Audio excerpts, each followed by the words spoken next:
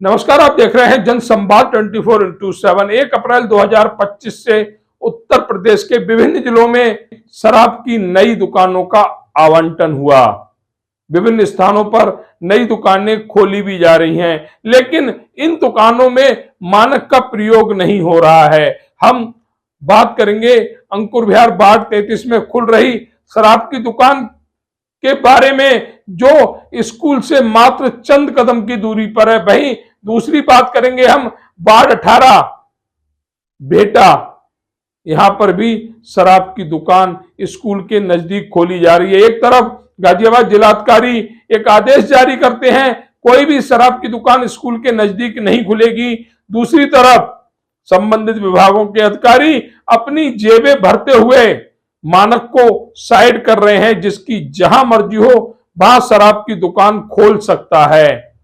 Ward 18 में जो शराब की दुकान खोली गई है, कुछ समय पूर्व जानकारी दी गई थी कि यहां पर दूध की डेयरी खुलेगी, लेकिन अब वहां पर शराब की दुकान खुली हुई है, जिससे वहां के स्थानीय परिवार विरोध कर रहे हैं, अपने आप को असुरक्षित महसूस कर रहे हैं। उन्होंने अपने घरों पर पंपलेट लगा दी है कि शराब की दुकान के कारण हम अपने मकान बेच रहे हैं, हमारी बेटियां यहां असुरक्षित हैं, इसलिए हम यहां से पलायन कर रहे हैं। क्या सरकार या संबंधित विभाग के अधिकारी उनकी बात सुनेंगे? जहां पर मोदी जी का नारा है बेटी बचाओ बेटी पढ़ाओ, वही परिवार कह रहे हैं हमारी बेटियां असुरक्षित हैं। बेटियां खुद कह रही हैं हम अपने आप को सुरक्षित महसूस नहीं कर पा रहे हैं, हमारा घर शराब की दुकान से 100 मीटर की दूरी पर है, शराबी हमारी गली के बाहर शराब पीते हैं। आखिर सरकार हमारी क्यों नहीं सुन रही? शराब की दुकान को लेकर क्या कहा वार्ड नंबर 18 के स्थानीय परिवारों ने, देखिए हमारी विशेष रिपोर्ट में। अभी पहुंचे हुए हम लोनी नगर पालिका के वार्ड नंबर 18 में। वार्ड नंबर 18 में जिस जगह पर हम मौजूद हैं, ये विकास कुंज सोनिया नगर कहा जाता है। यहाँ पर कुछ परिवारों को सोनिया विहार कहा जाता है। यहाँ पर कुछ परिवारों को किसी दुकान से काफी ज्यादा परेशानी, आखिर हो क्यों ना, दुकान बताई जाती है कि शराब की दुकान है। हमने इससे पहले भी दर्शकों को खबर दिखाई थी, तो हमें जानकारी लगी कि यहाँ पर दूध की डेयरी खुलने वाली है, लेकिन जो संपत्ति के मालिक हैं उन्होंने अपनी बात को पीछे करते हुए वहां पर शराब की दुकान खुलवाने का कार्य किया, जिससे कि यहाँ आसपास रहने वाले सभ्य परिवार अपने आप को पीड़ित समझ रहे हैं। बाहर बहुत सी बहन बेटियां बाहर कार्य पे जाती हैं, तो यहाँ बाहर नहर का जो रोड है ऑटो मिलते हैं, और ऑटो मिलने पर जब ये बैठती हैं, तो पहले जब शराब की दुकान नहीं थी तो आराम से ऑफिस पहुंच जाती थी, लेकिन अब उन्हें भी चिंता होगी, उनके परिवार को भी चिंता होगी कि ऑफिस कैसे जाए, रास्ते में शराबी मिलेंगे और बहन बेटियों को छेड़ने का प्रयास करेंगे। मतलब कहने का सीधा सीधा है कि परिवार के लोग अपने आप को असुरक्षित महसूस कर रहे हैं, जिसके लिए उन्होंने पहले भी धरना प्रदर्शन किया, लेकिन उनकी बात नहीं सुनी गई। आज उन्होंने अपने घर पर एक प्यारा सा फोटो लगा दिया है, पंपलेट लगा दी, इस पे लिखा हुआ है ये घर बिकाऊ है, क्योंकि हमारे नजदीक दारू का ठेका खुल रहा है, जिसके बाद हमारी बहन बेटी असुरक्षित हो जाएंगी।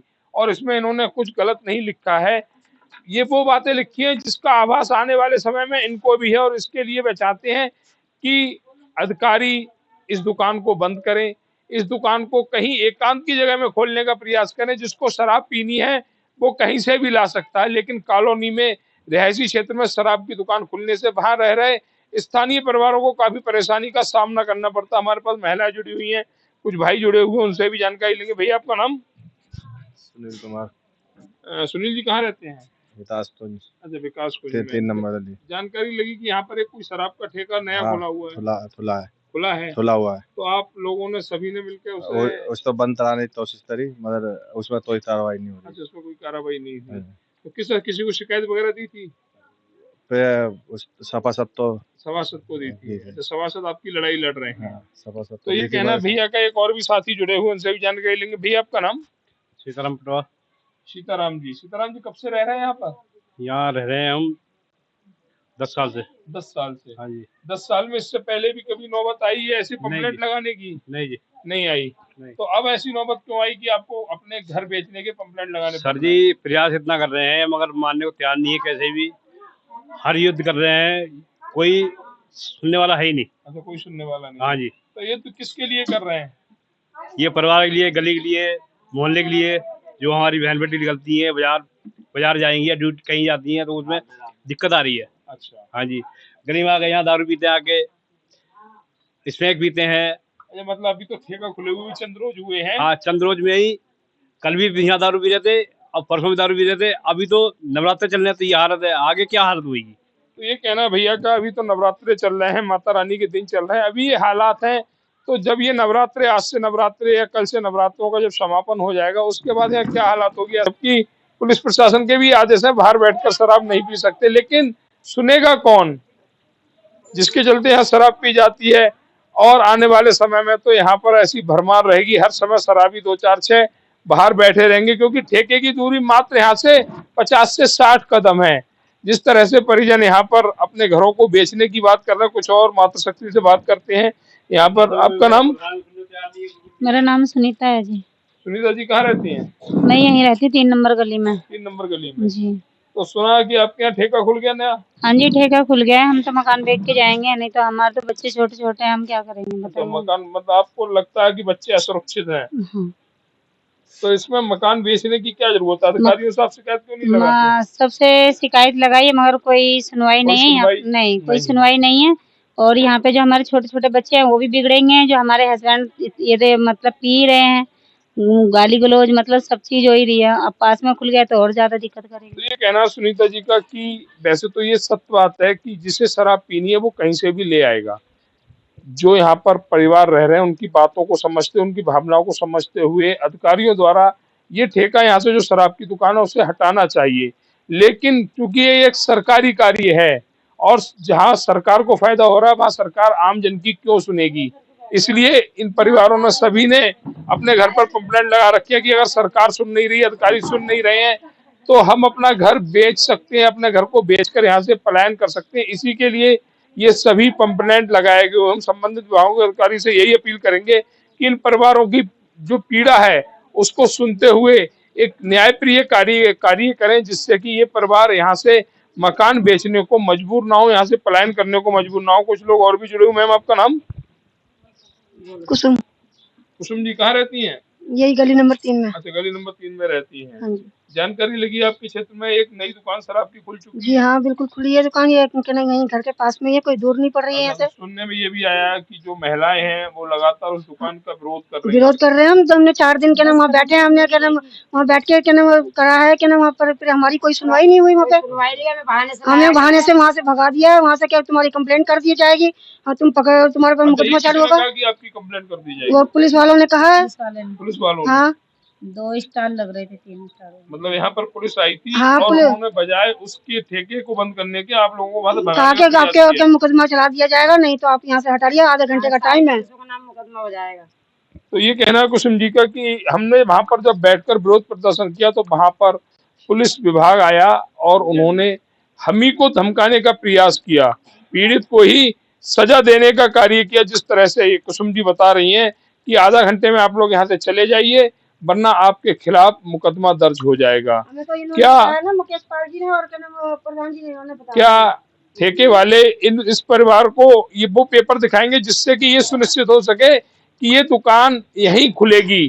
क्योंकि बहुत से ठेकों पर ये देखा गया ठेका किसी दूसरी जगह पर नाम से चल रहा है और अच्छी लोकेशन देखकर दुकानें वहां पर खोल दी गई हैं। ऐसी बहुत सी दुकानें हैं। दूसरा, डीएम जो गाजियाबाद के जिलाधिकारी, उनका भी बयान है कि स्कूलों के नजदीक शराब की दुकानें नहीं खुलेंगी। यहाँ पर लगभग 100-120 मीटर की दूरी पर स्कूल भी है, उसके बावजूद भी यहाँ पर दुकान संचालित की जा रही है। चंद पैसों के लिए संपत्ति मालिक क्षेत्र को बिगाड़ने का, क्षेत्र का माहौल खराब करने का प्रयास कर रहे हैं।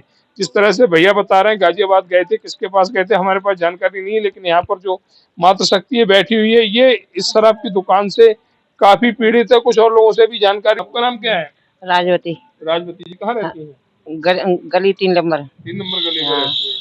आपकी गली के नजदीक शराब की नई दुकान खुल गई? हाँ, शराब का ठेका खुला है, उसमें यहाँ आके दारू भी पीते हैं गली में। अच्छा, गली में आके हाँ, पीते हैं। हमारा बहन बेटी सबकी है यहाँ। मतलब ले सेट से बाजार उठ को जाते हैं तो अगर कोई छेड़ने लगे तो क्या होगा? अच्छा, यहाँ से ठेका आप इतने हाथ जोड़े की हाथ से हटना चाहिए। ठेका हटना चाहिए।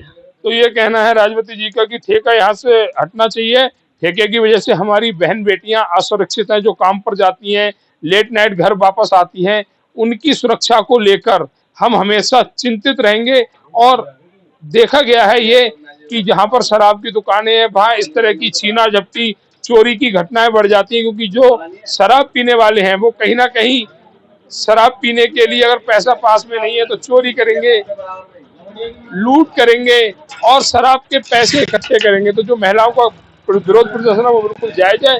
संबंधित अधिकारियों से यही कहेंगे कि समय रहते इनकी पीड़ा को समझते हुए इस शराब की दुकान को कहीं और शिफ्ट करने का प्रयास करें, जिससे कि यह परिवार अपना जो बोर्ड लगा रखा है हम यहाँ से पलायन कर रहे हैं उसको हटा सकें, अपने मोहल्ले में अपनी गली में अपने आप को सुरक्षित महसूस कर सकें। घर की गली नंबर 3 में कुछ छात्राएं भी हैं जो स्कूल जाती हैं, लेकिन पिछले 1 हफ्ते से वह भी अपने आप को डरा डरा महसूस कर रही हैं। उन बच्चों से पूछेंगे कि आखिर ऐसी कौन सी बात है कि जो बच्चियां हमेशा खिलखिलाती रहती थी, मुस्कुराती थी, आज उनके मन में वो खौफ क्यों है, ये बच्चों से जानकारी लेंगे। बेटा आपका नाम क्या है? आरती। आरती। बेटा कौन सी क्लास में पढ़ती हो? 10th क्लास में। 10th क्लास में। तो 10th के तो एग्जाम हो गए? यस। हो गए। अच्छा, आप यहाँ ट्यूशन वगैरह जाती हो? हाँ, ट्यूशन जाती हूँ। हमें यहाँ पे शराबियों को देख के कई बार अनकंफर्टेबल फील भी होता है और कई तरह की प्रॉब्लम फेस भी करनी पड़ती है। इससे हम सुरक्षित महसूस नहीं कर पाते अपने आप को। जब से ये खुला है, जब से ये ठेका खुला है। अच्छा, इससे पहले भी ऐसे प्रकरण में आप अपने आप को असुरक्षित महसूस नहीं, इससे पहले नहीं, इसी बार हुआ है। इसी बार हुआ है। हाँ। अच्छा, इसका दोष आप किसे देंगी?